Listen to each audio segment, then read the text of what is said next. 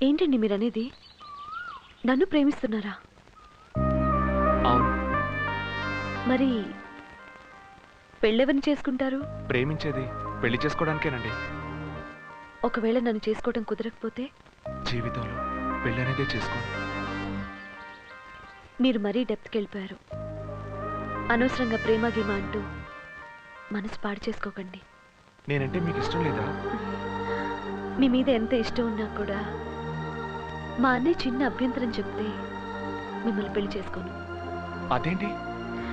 నాకేం కావాలో నాకన్నా మా అన్నయ్యకి బాగా తెలుసు. నేను కట్టుకునే బట్టల దగ్గర నుంచి కట్టుకోపోయే భర్త వరకు ఆ సెలక్షన్ అంతా మా అన్నయ్యదే.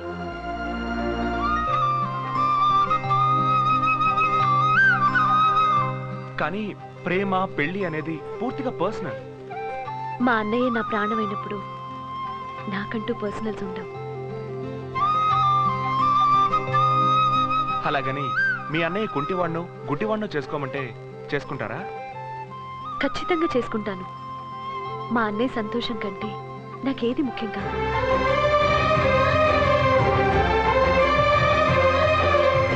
చూడండి, బుద్ధావతారంలో ఉన్న మీ ఫేస్ చూసి సరదాగా టీజ్ చేయాలనిపించి కుంటిదానిలా నటించాను.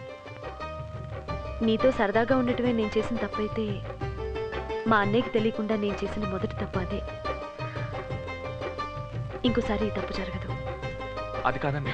ప్లీజ్, మీరు ఏదైనా మాట్లాడాలనుకుంటే మా అన్నయ్యతో మాట్లాడండి ప్లీజ్, సరేనా?